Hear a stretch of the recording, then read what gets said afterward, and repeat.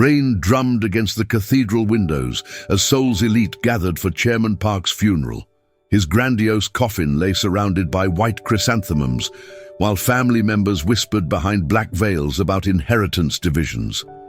The Park family empire, hotels, construction, technology represented billions in assets that would soon change hands.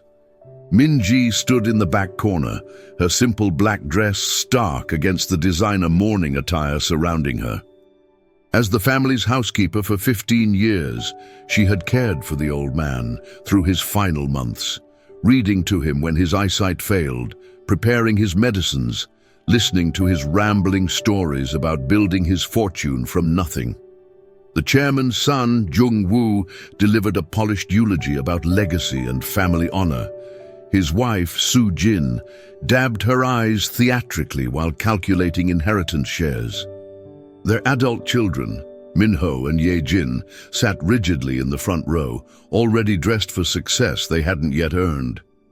Min-ji remembered the chairman's gentle hands when she'd first arrived, a desperate young woman fleeing an abusive marriage with nothing but bruises and determination.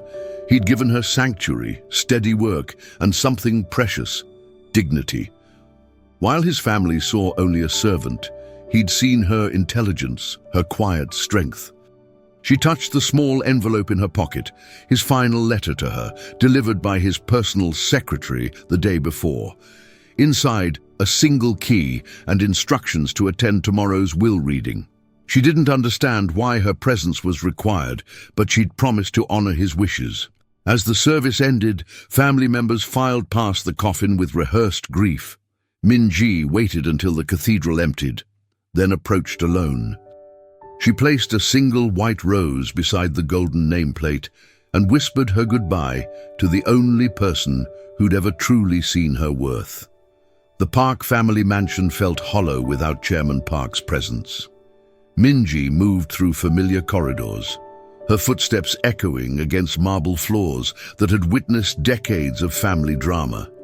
She'd maintained these halls, polished these surfaces, arranged fresh flowers in crystal vases that cost more than most people's monthly salary. Jung-woo and his family had gathered in the main living room, voices carrying through the house as they discussed funeral arrangements and business transitions. They spoke of the chairman as if he were merely numbers on financial statements, rather than the complex man who'd built everything they now claimed. In his private study, Min-ji found herself drawn to the leather chair where she'd spent countless evenings reading to him. The room still carried his cologne's faint scent, mixed with old books and pipe tobacco. His desk remained exactly as he'd left it, fountain pen beside unfinished correspondence, reading glasses folded atop yesterday's newspaper. She remembered their last conversation 3 nights before his passing. His eyes, clouded with illness but still sharp with intelligence, had studied her face carefully. "You've been more family to me than my own blood," he'd whispered, his voice barely audible above the medical equipment's gentle humming. "Promise me something, Min-ji. Tomorrow, when everything changes, remember your worth. Don't let them make you invisible." She'd squeezed his frail hand, not understanding the weight of his words then. Now, surrounded by his belongings and the family's dismissive attitudes, those words felt prophetic. From the hallway came Soo-jin's sharp voice. "We need to discuss staff changes. Some positions are simply unnecessary now." Min-ji closed her eyes, knowing exactly who they considered unnecessary. After 15 years of devoted service, she was simply another expense to be eliminated. The law office of Kim and Associates occupied the 42nd floor of Seoul's most prestigious business district.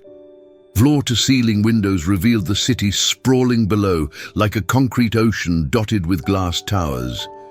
Min-ji felt impossibly small in the mahogany-paneled conference room, surrounded by family members who belonged in this world of power and privilege. Jung-woo sat at the head of the polished table, already assuming his father's position. Soo-jin flanked him, her designer handbag strategically placed to display its luxury logo.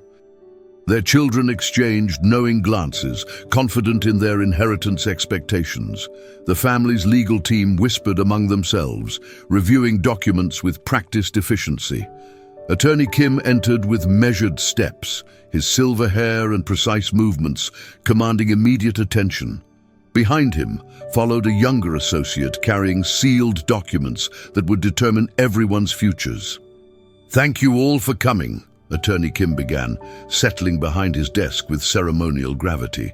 Chairman Park was very specific about today's proceedings. "Before we begin, I must remind everyone that these are his final wishes, executed exactly as he instructed." Min-ji shifted uncomfortably in her chair, still uncertain why she'd been summoned. The family had barely acknowledged her presence, treating her like furniture, visible but unworthy of consideration. Attorney Kim's eyes swept the room, lingering momentarily on Min-ji before returning to his documents. The chairman's will contains several unusual provisions. I ask that you allow me to read it completely before any questions or comments. Jung-woo leaned forward impatiently. "Of course, but surely the primary inheritance structure is straightforward. The company, properties, investments." "Please," Attorney Kim interrupted gently, "let us proceed according to Chairman Park's wishes." "Some of you may find today's revelations quite surprising." The room fell silent, except for Seoul's distant traffic humming far below. Min-ji felt the mysterious key burning in her pocket. Attorney Kim adjusted his reading glasses and opened the sealed document with ceremonial precision. The paper crackled in the silent room as he began reading Chairman Park's final words. "I, Park Dong-sik, being of sound mind and body, do hereby declare this my last will and testament. I have spent 78 years on this earth, building an empire that will outlive my mortal existence. However, wealth without wisdom is merely paper, and family without love is merely genetics." Soo-jin shifted impatiently in her chair while Jung-woo's fingers drummed against the mahogany table. They wanted numbers, not philosophy.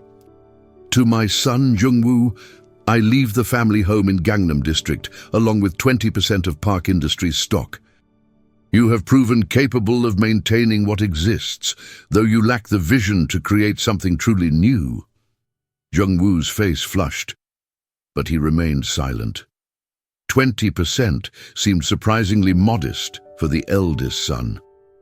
"To my daughter-in-law, Soo-jin, I leave my art collection and jewelry valued at approximately 2 billion won. May they bring you the happiness that genuine relationships could not provide." Soo-jin's lips tightened at the obvious criticism, but 2 billion won was still 2 billion won. "To my grandchildren, Minho and Ye-jin, I established trust funds of 5 billion won each, accessible upon their 30th birthdays, provided they demonstrate genuine employment and charitable contribution for 5 consecutive years." The grandchildren exchanged glances. Both were currently 26 and unemployed, living off family allowances. Attorney Kim paused, surveying the room's tension before continuing. "These provisions account for approximately 35% of Chairman Park's total assets. The remaining 65%, including controlling interest in Park Industries, properties throughout Seoul and Busan, and liquid assets totaling 43 billion won, are designated elsewhere." The silence stretched uncomfortably. Min-ji felt increasingly out of place as the family absorbed these unexpected distributions. Jung-woo finally spoke. "Designated where exactly?" Attorney Kim's eyes found Min-ji across the conference table. The weight of his gaze made her stomach clench with inexplicable anxiety. "The remaining assets," he continued with deliberate precision, "including controlling interest in Park Industries, the Busan resort properties, the Jeju Island hotel chain, and liquid assets totaling 43 billion won, are bequeathed entirely to Lee Min-ji." The words hung in the air like smoke from an extinguished candle. Minji felt the blood drain from her face as the conference room erupted in disbelief. "That's impossible!" Jungwoo's voice cracked with outrage as he shot to his feet. "She's a housekeeper! This has to be a mistake!" Soojin's perfectly applied makeup couldn't hide her shock. "There must be some error in the documentation. Why would he leave anything to the help?" Attorney Kim raised his hand for silence. "I assure you, there is no error. Chairman Park was very specific about these arrangements. He met with me personally 6 months ago to finalize these provisions." Minji's hands trembled as she stared at the lawyer. 43 billion won. The number was incomprehensible, more money than she could spend in several lifetimes. "This is insane," Yejin whispered to her brother. "Grandfather was obviously suffering from dementia. We can contest this." Attorney Kim continued reading. "I'm aware that my family will question this decision. Therefore, I have prepared a sealed letter explaining my reasoning to be read only after the initial shock subsides." He produced another envelope, this one bearing Minji's name in Chairman Park's distinctive handwriting. Jungwoo pointed accusingly at Minji. "What did you do to him? Did you manipulate a sick old man? Did you poison his mind against his own family?" Minji found her voice, though it emerged as barely a whisper. I don't understand. I never asked for anything. I just took care of him." "Exactly," Attorney Kim said quietly. "You took care of him." The lawyer's simple words carried profound weight that silenced the room's chaos. Attorney Kim extended the sealed envelope toward Minji with solemn formality. Her fingers shook as she accepted it, feeling the weight of Chairman Park's final words written specifically for her. The family watched with barely concealed hostility as she carefully opened the envelope. Inside, 2 pages of handwritten text in the chairman's familiar script, the same careful penmanship she'd seen on countless notes he'd left for her over the years. "Would you like me to read it aloud?" Attorney Kim asked gently. Minji nodded, her voice trapped in her throat by overwhelming emotion and disbelief. "My dear Minji," the lawyer began, his voice carrying the chairman's intended warmth. "If you are hearing these words, then I have passed on, and my family has learned of your inheritance. I imagine they are shocked, perhaps angry. Let me explain my reasoning, not to them, but to you." Jungwoo's face darkened with each word, while Soojin clutched her designer purse like a weapon. 15 years ago, you arrived at my door, broken but not beaten. I watched you heal, grow strong, and become the daughter I always hoped for. While my blood family visited out of obligation, you stayed because you cared.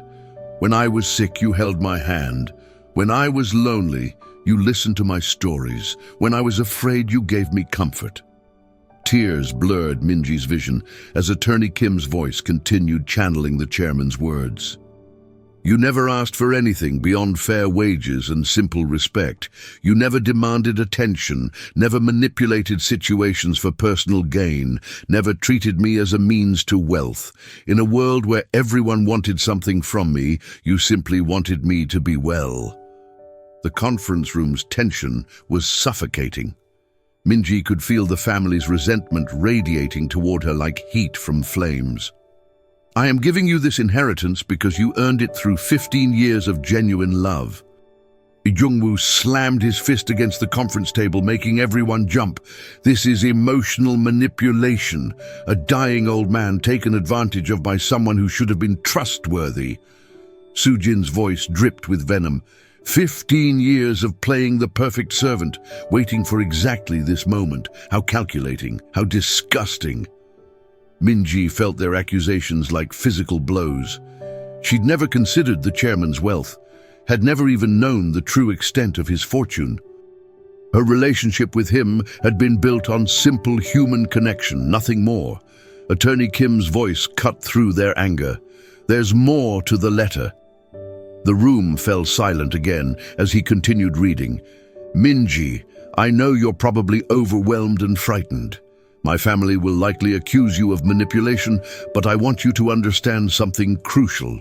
You gave me what money cannot buy. You gave me dignity in my final years." Yejin scoffed audibly, but her grandmother's words continued. "I have watched my son treat business partners with more warmth than he showed his own father. I have watched my grandchildren visit only when they needed money. I have watched my daughter-in-law calculate my net worth behind my back." The accusations hung in the air like toxic smoke. Each family member's face revealed the truth of the chairman's observations. "But you, Minji, never calculated. When I couldn't sleep, you sat with me until dawn. When I was confused from medications, you patiently explained things repeatedly. When doctors delivered bad news, you cried genuine tears for my suffering."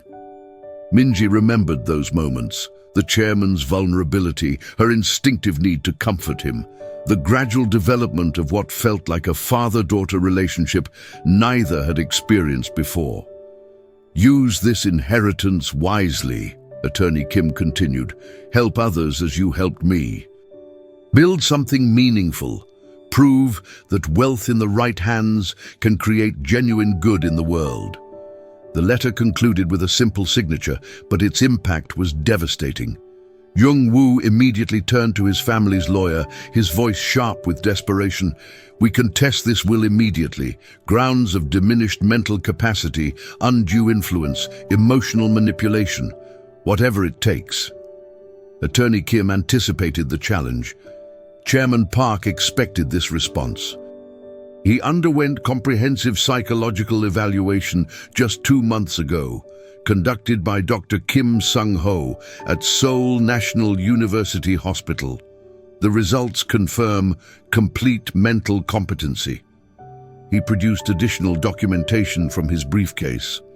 Furthermore, he recorded video testimony explaining his decisions, witnessed by 3 independent parties with no connection to either family or Miss Lee.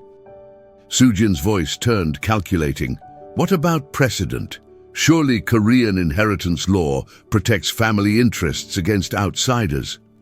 "Miss Lee is not an outsider," Attorney Kim replied carefully. "Chairman Park legally adopted her as his daughter 6 months ago. All documentation has been properly filed with family courts." The revelation hit the family like lightning. Minji's own shock was equally complete. She'd known nothing about any adoption proceedings. Attorney Kim continued, "Korean law fully protects a father's right to leave his estate to his adopted daughter. Your legal challenge would be expensive, time-consuming, and ultimately unsuccessful." Jung-woo's face cycled through rage, disbelief, and something approaching panic. His comfortable future, managing the family empire, living in luxury without genuine effort, was evaporating before his eyes. "This can't be legal," Yejin protested. "Adoptions require consent from both parties." She had to know. Attorney Kim smiled slightly. Actually, Chairman Park used a provision in Korean family law allowing emergency adoption of adults in vulnerable situations. Miss Lee's consent was implicit in her acceptance of his care and protection over 15 years. Minji felt overwhelmed by revelations cascading faster than she could process. Adopted daughter, 43 billion won, legal heir to an industrial empire. Yesterday she'd been invisible. Today she controlled one of Korea's largest fortunes. As the family argued frantically with their lawyer about legal options, Attorney Kim approached Minji quietly. "There's one final matter. Chairman Park mentioned you have a key." Minji fumbled in her pocket, producing the small brass key the chairman had left her. Attorney Kim nodded approvingly. "This opens a safety deposit box at Seoul Central Bank. Contents were designated specifically for your private access, not part of the public inheritance documentation." 20 minutes later, Minji found herself in the bank's secure basement, accompanied only by Attorney Kim and a bank official. The small key turned smoothly in box 2847, revealing contents that made her gasp. Inside lay stacks of handwritten letters, dozens of them, all addressed to her. The first was dated nearly 3 years ago, shortly after the chairman's initial heart attack. "My dear daughter," it began, using the familial term that made her heart ache. "I am writing this letter in case I don't have time to say everything I need to tell you. You probably don't realize how much you've changed my life." Each letter chronicled moments she'd forgotten. Times she'd comforted him during medical appointments, evenings she'd stayed late when he seemed particularly lonely, small gestures of kindness that had meant everything to a powerful man surrounded by people who only valued his wealth. One letter described her gentle correction of his medication schedule when nurses had made errors. Another detailed how her homemade soup had been the only food he could tolerate during chemotherapy.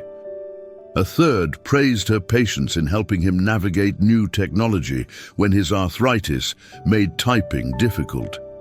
At the bottom of the box lay documents she couldn't understand: corporate papers, property deeds, bank account information. Attorney Kim examined them carefully. "These are the keys to your inheritance," he explained. "Banking passwords, corporate access codes, property titles. But more importantly, there are detailed instructions about managing such wealth responsibly." The final letter was different, thicker, more recent. As Minji opened it, photographs spilled out, pictures of her she'd never known existed, taken during quiet moments over the years. The photographs revealed a secret documentation of their relationship. Minji reading to the chairman in his garden, Minji helping him with physical therapy exercises, Minji laughing at one of his old stories, Minji asleep in the chair beside his hospital bed during his longest stay. Each image captured genuine affection, not the posed formality of family portraits, but the natural intimacy of people who truly cared for each other. The accompanying letter was the chairman's longest. "My precious daughter, by the time you read this, you will have learned about your inheritance and probably faced my family's anger. I need you to understand that this decision came from love, not spite." Attorney Kim watched silently as Min-ji absorbed her adoptive father's final words. "I failed as a parent with Jung-woo. I gave him everything without teaching him to earn anything. I created a son who expects rather than appreciates, who demands rather than requests. My grandchildren learned the same lessons, that wealth is an entitlement, not a responsibility." The letter continued with painful honesty. "But you, Minji, already understand what money cannot teach. You know the value of hard work because you've lived it.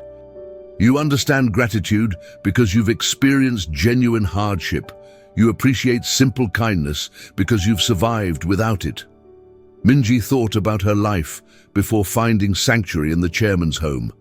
An abusive marriage, financial desperation, the crushing weight of feeling worthless. He'd seen past her circumstances to her inherent strength. "I am not giving you this wealth to hurt my blood family. I am giving it to you because I trust you to use it wisely. Build something meaningful. Help people who are struggling as you once struggled. Create opportunities for others to find their dignity." The letter outlined specific suggestions: scholarship programs for domestic workers seeking education, shelters for women escaping abuse, job training initiatives for people rebuilding their lives. Most importantly, the letter concluded, never let anyone convince you that you don't deserve this inheritance. You earned it through 15 years of genuine love. 3 months later, Minji stood in the executive suite that had once belonged to Chairman Park, now legally hers as controlling shareholder of Park Industries. The Seoul skyline stretched endlessly beyond floor-to-ceiling windows, but the view no longer intimidated her. She'd spent weeks working with Attorney Kim and the company's board of directors, learning the intricacies of corporate management. Her years of managing the chairman's household, coordinating schedules, overseeing staff, handling complex logistics, had prepared her better than anyone expected. The chairman's business advisors, initially skeptical of the housekeeper heiress, gradually recognized her natural intelligence and genuine concern for employee welfare. Unlike the previous generation's focus purely on profits, Minji asked questions about worker conditions, company culture, long-term sustainability. Jungwoo had attempted a hostile takeover with his 20% share, but Minji's controlling interest made such moves impossible. The family's legal challenges had failed spectacularly, costing them millions in attorney fees while accomplishing nothing. More painfully for them, Minji's management style was already showing results. Employee satisfaction surveys reached record highs. Several major contracts had been secured through her emphasis on ethical business practices and genuine customer relationships. The business press, initially treating her as a curiosity, now covered her decisions seriously. Headlines shifted from "the maid who inherited millions" to Park Industries' innovative leadership approach. But the most significant change was personal. Minji had moved from the mansion's staff quarters to the chairman's former bedroom, not from presumption, but because attorney Kim had discovered documents showing the chairman had specifically prepared those rooms for her eventual occupancy. Every morning, she found fresh strength in the framed letter on her bedside table. "You earned this through genuine love."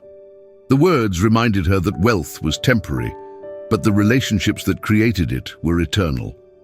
She'd established the first scholarship program the previous week, full university tuition for children of domestic workers.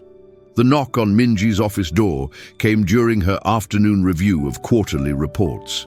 Her assistant announced Jungwoo's eldest son, Minho, requesting a private meeting. She'd barely spoken to him since the will reading, where he'd sat silent while his parents raged about the inheritance. Now, 3 months later, he stood nervously in her doorway, wearing a simple business suit rather than his usual designer casual wear. "Please sit," she offered, gesturing to the chairs beside her desk rather than the formal conference table. "Would you like tea?" Minho shook his head, then seemed to reconsider. "Actually, yes. Thank you." As Minji prepared tea using the service the chairman had taught her, precise measurements, proper temperature, mindful attention to ceremony, Minho watched with apparent fascination. "I owe you an apology," he said quietly. "My behavior at the will reading was inexcusable. My whole family's behavior was inexcusable." Minji set down his teacup carefully. "You were shocked. Everyone was shocked. That's not an excuse for cruelty." Minho's voice carried genuine regret. "I spent the last 3 months thinking about grandfather's decision. At first I was angry like everyone else, but then I started remembering things differently." He paused, gathering courage for difficult words. "I remember visiting him in the hospital after his second heart attack. You were there every day, but my family only came when doctors said he might not survive. I remember Christmas dinners where you served food you'd cooked specially for his dietary restrictions, while we complained that the menu wasn't exciting enough." Minji listened silently, recognizing the pain in his confession. "I remember the last conversation I had with him," Minho continued. "He asked about my plans, my goals, my dreams. I realized I didn't have any real answers. I'd been living off family money without building anything meaningful. But when he talked about you, his eyes lit up. He was proud of your strength, your independence, your kindness." Minho's unexpected visit marked the beginning of gradual family reconciliation. He enrolled in business school, determined to earn his place through merit rather than inheritance. His sister Yejin followed suit, abandoning her idle lifestyle to study social work. Jungwoo and Soo-jin remained bitter, but their children's changing attitudes gradually softened their hostility. They began attending family dinners Minji organized monthly in the mansion's dining room, the same room where she'd once served their meals. The irony wasn't lost on anyone, but Minji's gracious hospitality and genuine interest in their lives slowly rebuilt fractured relationships. She asked about Jungwoo's health concerns, remembered Sujin's charitable interests, celebrated Minho's academic achievements and Yejin's volunteer work. "She's showing us how grandfather wanted us to behave," Yejin confided to her brother after one dinner, "not commanding respect, but earning it." Minji's business leadership continued strengthening Park Industries. She implemented profit-sharing programs for employees, environmental sustainability initiatives, and partnerships with social service organizations. The company's stock price reached record highs while maintaining ethical practices the chairman had always advocated. The scholarship program expanded rapidly. Dozens of domestic workers' children received full university funding, creating opportunities that would transform entire family trajectories. Minji personally interviewed each applicant, recognizing her younger self in their determination to escape circumstances beyond their control. Media coverage shifted from curiosity to respect. Business magazines featured her innovative management philosophy. Social justice organizations praised her commitment to worker rights and economic equality. But the most meaningful recognition came in a letter from the chairman's oldest friend, a retired businessman who had built his fortune alongside Park Industries founder Dong-sik chose wisely. You honor his legacy while building something uniquely your own. He would be proud of the woman you've become and the leader you're proving to be. Minji kept that letter beside the chairman's final message, daily reminders of love that transcended traditional family boundaries. 1 year after the inheritance revelation, Minji stood in the mansion's garden where she'd spent countless evenings reading to Chairman Park. The cherry trees he'd planted decades earlier were blooming magnificently, their pink petals drifting like snow across manicured paths.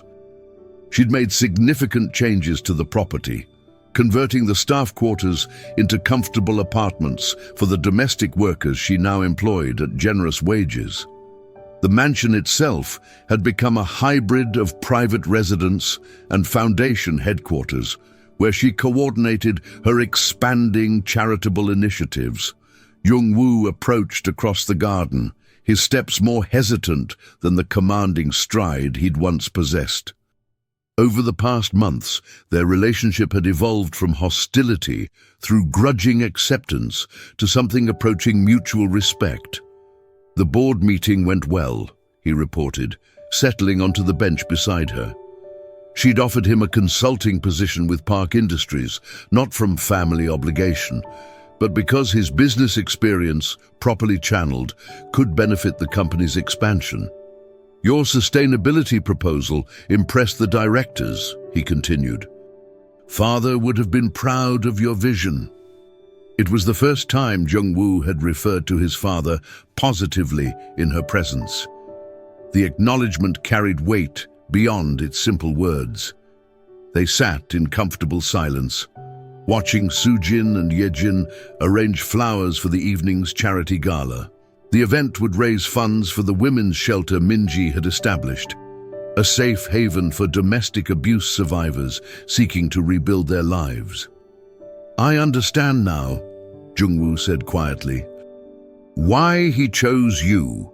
We saw his wealth as our inheritance, but you saw him as your family." Minji touched the pearl necklace she wore, Chairman Park's final gift, discovered among his personal effects, with a note explaining it had belonged to his beloved wife. "He gave me something more valuable than money. He gave me the chance to become who I was meant to be." As evening approached and guests began arriving for the gala, Minji felt the chairman's presence in the garden's beauty, the family's healing relationships, and the countless lives being transformed through opportunities he'd made possible. His greatest inheritance wasn't wealth, it was the legacy of love, creating ripples that would extend far beyond their lifetimes.